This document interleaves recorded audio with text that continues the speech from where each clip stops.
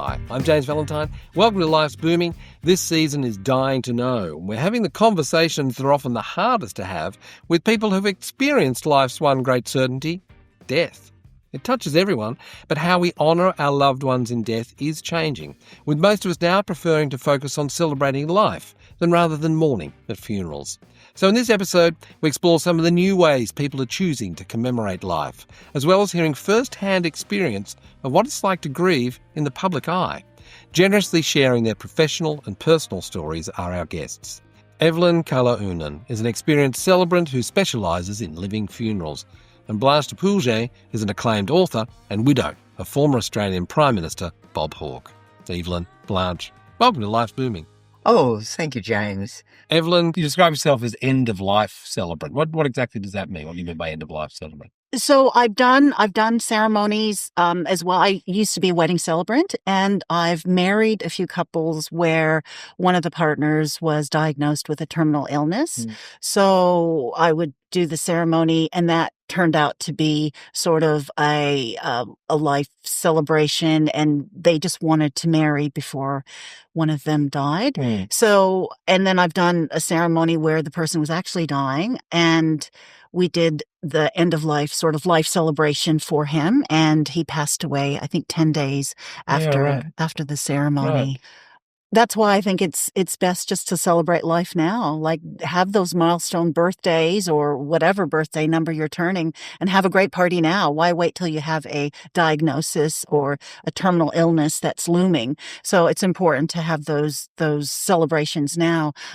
However, in saying that, sometimes people are diagnosed and like, oh God, I didn't have that party, so I want to have something now. I did do a life celebration for my girlfriend who was diagnosed with cancer. And I did a little bit of a ceremony and a ritual, and I shared a poem, and I was getting a bit too sad for everybody there because it was like a 70s party. We were all dressed up and enjoying each other's company. And then after a while, we could tell people were really getting upset because of her diagnosis. And then she came on the microphone. She said, okay, that's enough, Evelyn. Let's go on to karaoke, you know.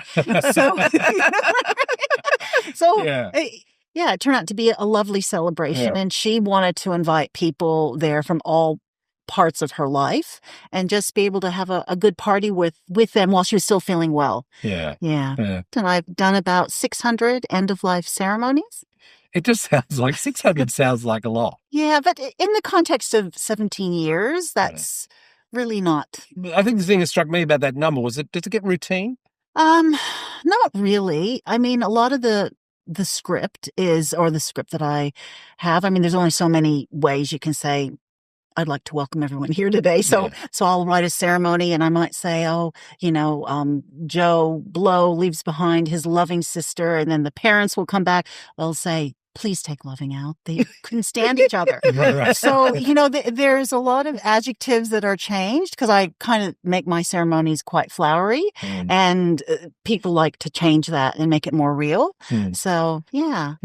Blanche, you had the experience of, in a way, one of the biggest funerals and biggest moments of public grief in Australian life, the death of Bob Hawke and the funeral and memorial service of Bob Hawke. How much did you and Bob plan those events together? Not at all. Right. No. That was all left up to me. Right. Oh, so you planned those events. So because my understanding is Bob knew he was dying, right? Oh, sure. You knew it's say a year before, that kind of thing. You knew it might have been coming. You don't know exactly when. When he started dying, it just fell like an axe. It was very sudden, out of the blue.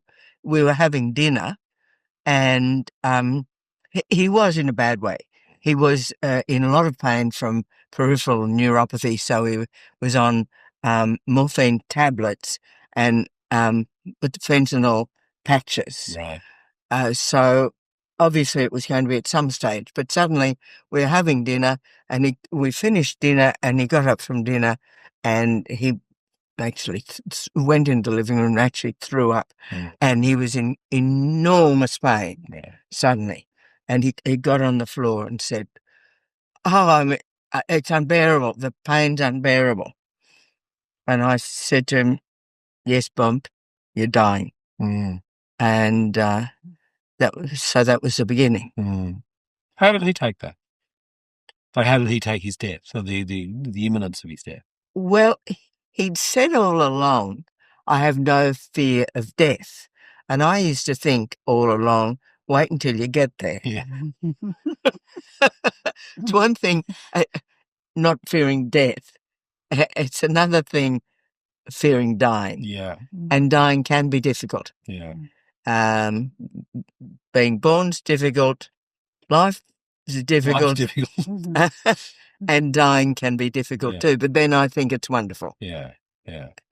When you actually, because I believe in the spirit and the soul, and I've seen enough of people dying to be convinced of it. Mm. There's an absolutely uplifting feeling as it leaves the body. Mm. What did he believe, particularly at that point? I sort of badgered him with my ideas for 25 years. So, he'd started off an agnostic, and he was still probably agnostic, but when he died, he wasn't. I mean, I could see it on his face. He didn't say, "Oh my God, I see heaven," but there was such a heavenly look on his face, as I saw on my mother's face. Yeah. What do you see, Evelyn, do you see a difference between those who are dying and have belief and faith and those who don't?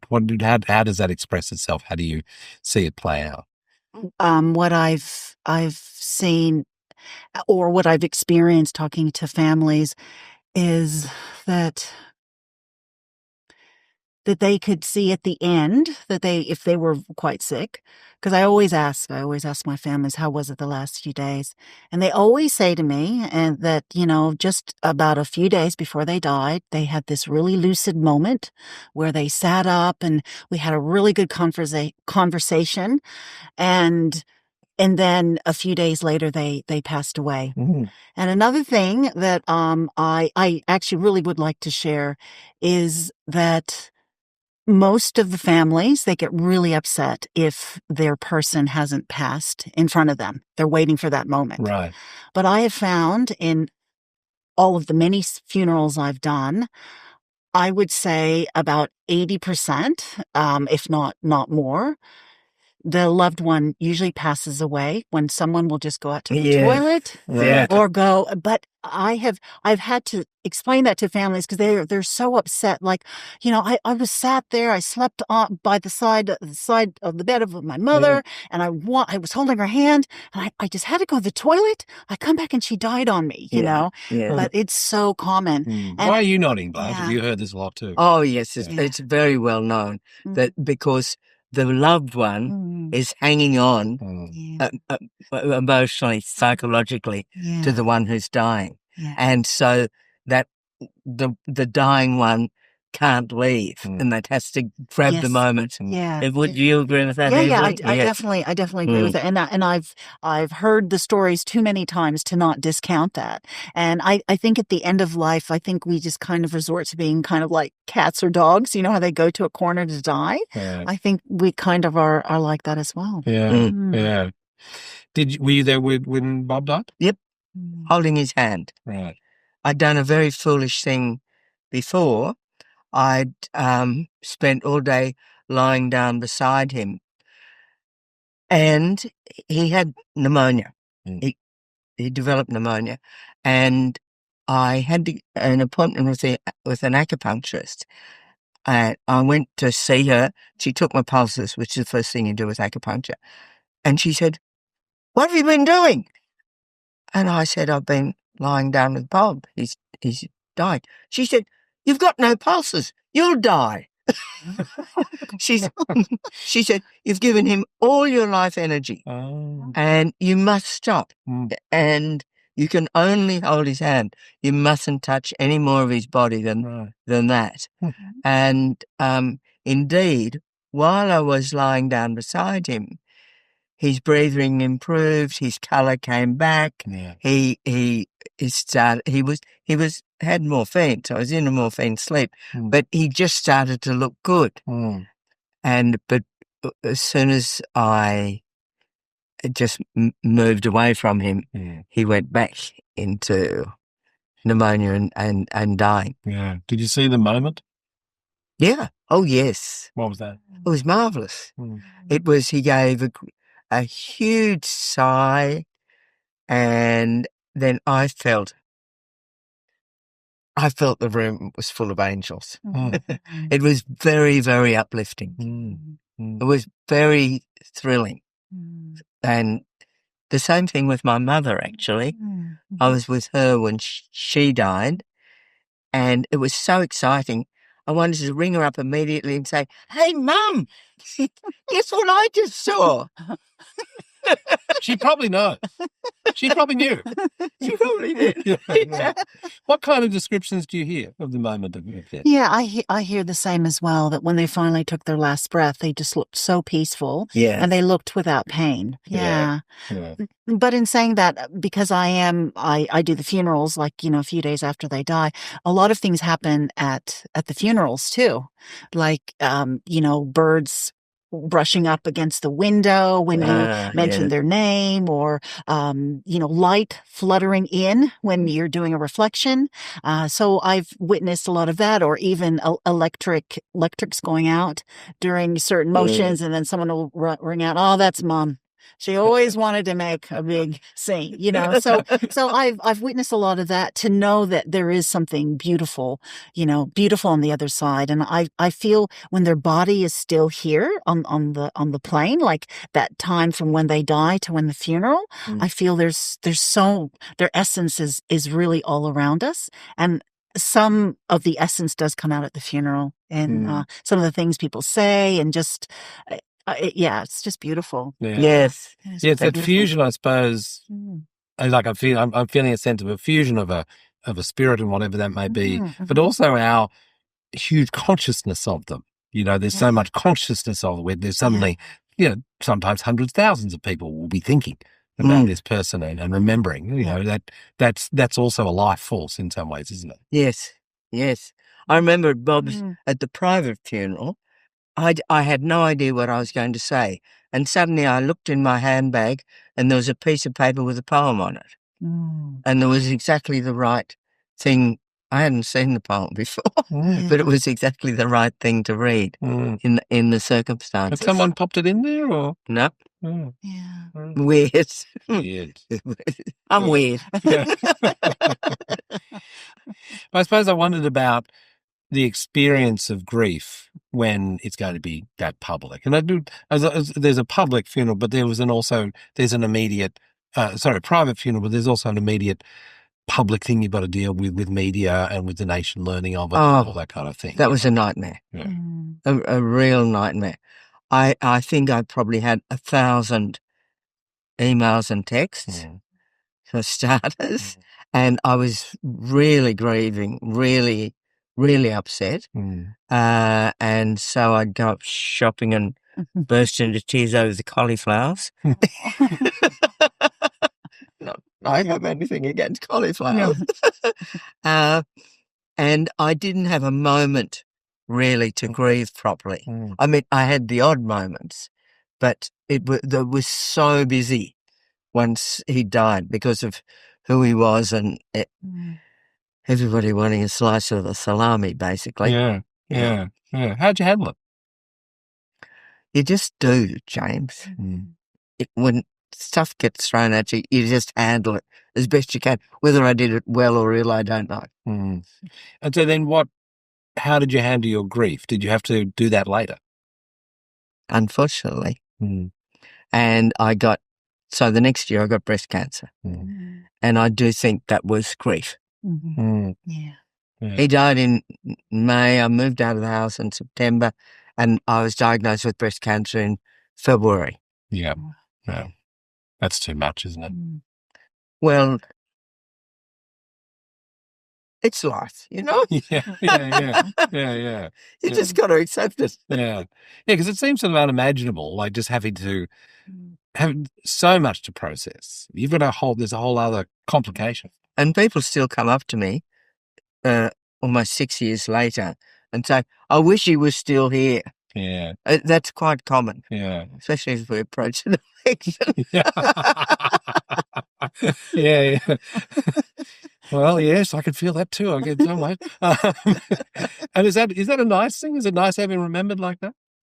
Oh, yes, because it's always very civil and kind and, yeah. Yeah.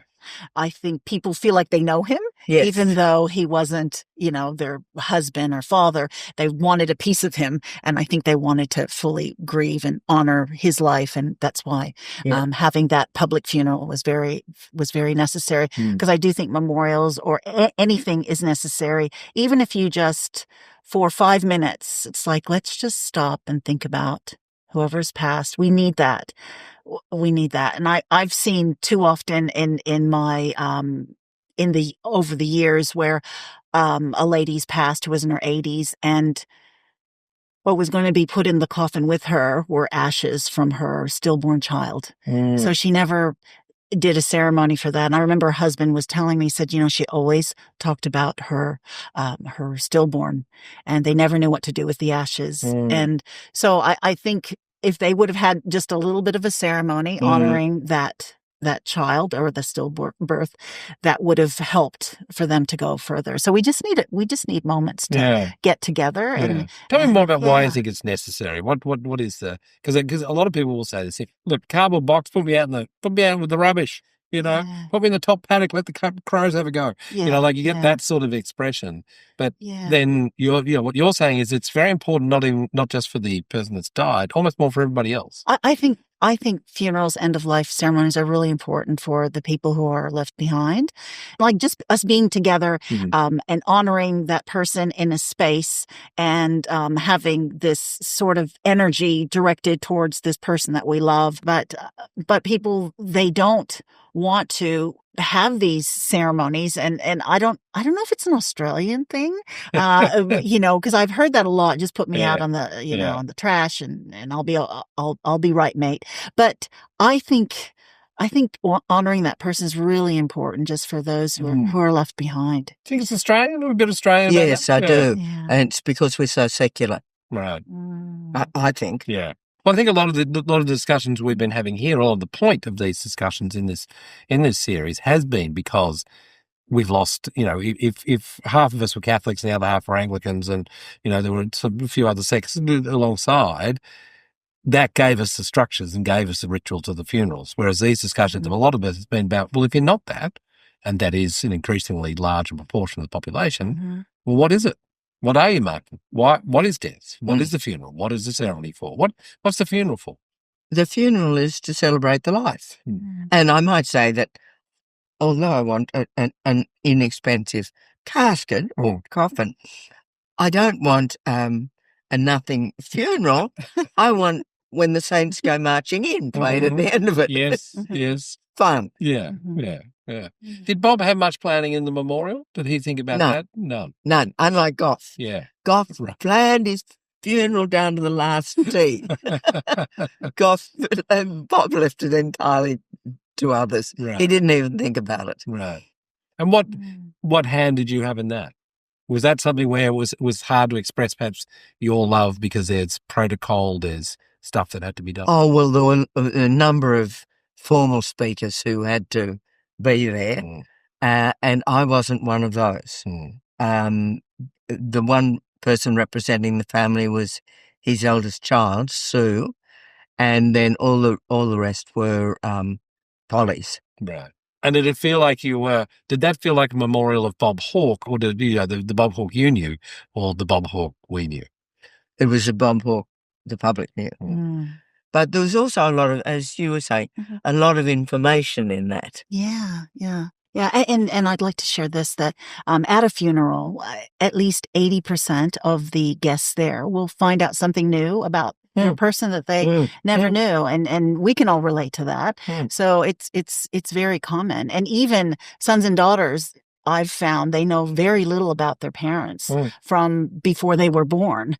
So they don't even know this basic sort of questions when you ask them. They'll know where they were married, but they don't know the basic questions. So I think there is a need to talk about our lives more, not talk about death, but talk about our lives more so that our children, know about our lives before, Yeah. Well, I think it's one of the nice aspects of a funeral is find that relative you don't know very well and have a chat. So much will come out, great stories will come out, and there will be those things like, what do you mean they did that after the war? What are you talking about? Because often they will never say it. Blanche, how do you think we should talk about death? Positively.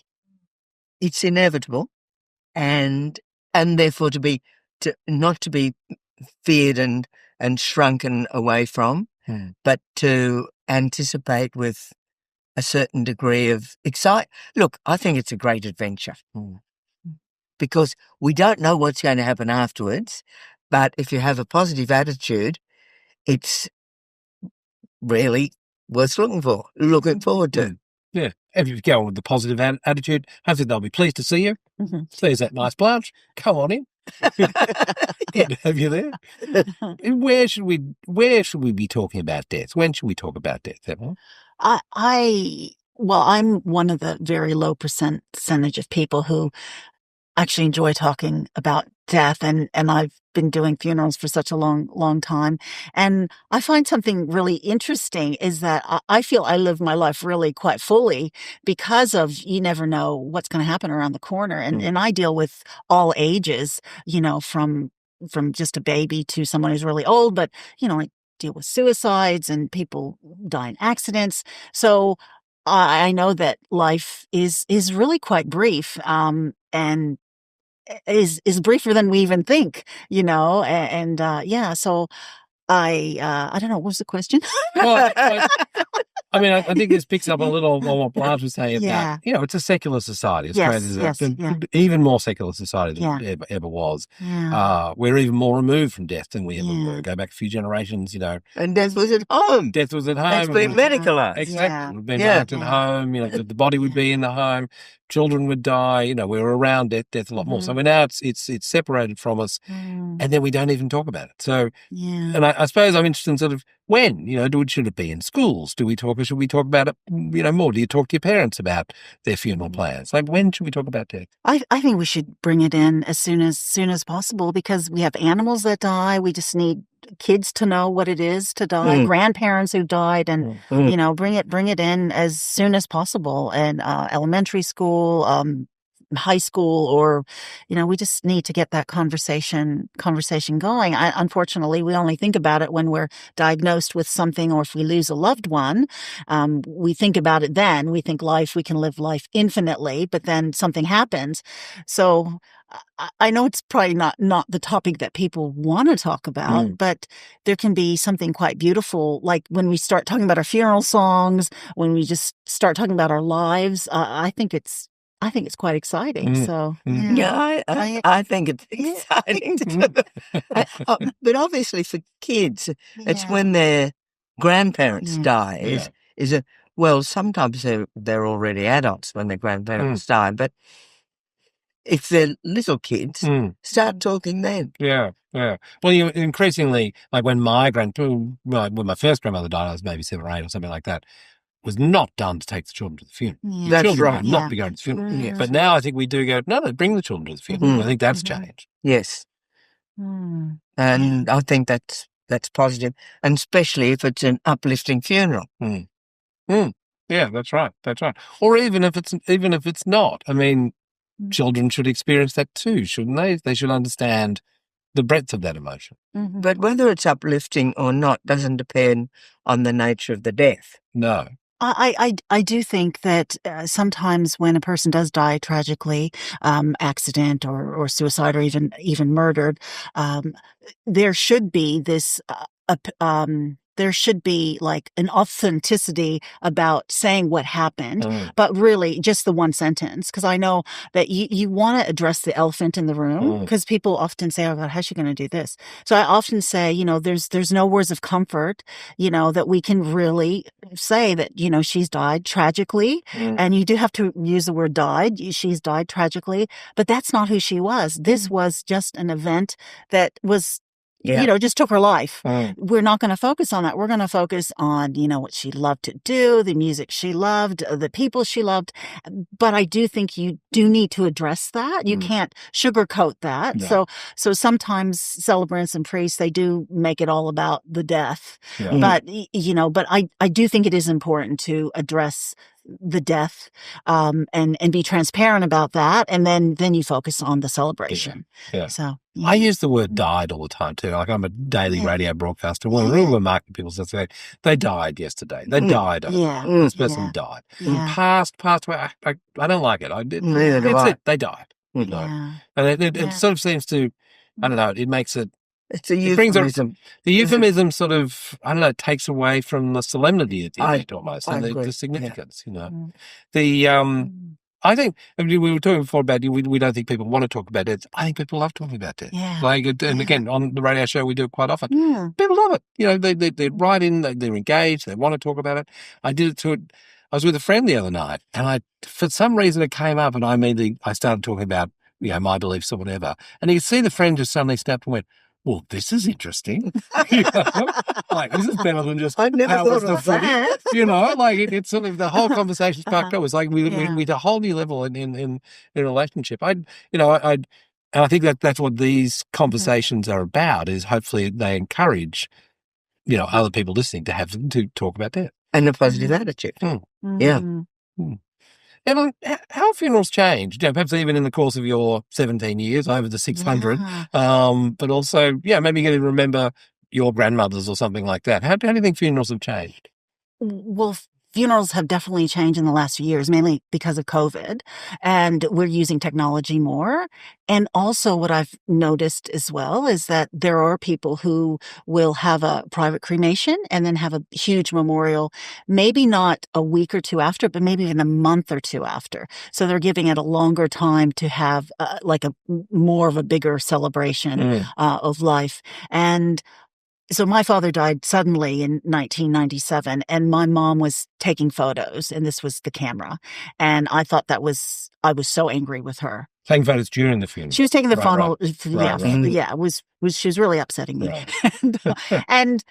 But I'm so glad she did, because I cherish those photos. So I think it's become more mainstream for people to take photos of the coffins, even, film the ceremony. It might not be live streamed, but they'll film the ceremony. So that's actually been more, something that's been more in common. Yeah. The video tribute is often a big part now. There'll be 3 or 4 minutes of photos and video. Yes, that's normal, isn't it? Yeah, that's normal. Yeah. And, I try not to have too many tributes because, after 5 to 6 minutes, the audience tends to tune out. And I've seen too many funerals, even if a person's a really good speaker, it's really got to be sort of short and sharp. And I know that sounds horrible if someone's lived 90 years, but you can do it in 3 to 4 minutes or 8 to 5 minutes. Yeah. And Wow. Well, a fantastic conversation. Thank you so much. Blanche, you are, remarkably still full of life. Books are pouring out of you. The Bunny Club, available now. There are good books in libraries. Exists. What's the Bunny Club about? It sounds naughty, actually. It's sex and murder. I'll say it for you. It's murder and sex, right? Right. I love it. Well, it's a very engaging read, and it's been a very engaging conversation with you as well. Thank you so much for coming. Thank you, Jack. That's great. Okay. Thank you so much. Thank you to Blanche and Evelyn Calaunan. You've been listening to Season 6 of Life's Booming, Dying to Know, brought to you by Australian Seniors. Please leave a review and share this show with someone you know. Visit seniors.com.au/podcast for more episodes. May your life be booming. I'm James Valentine.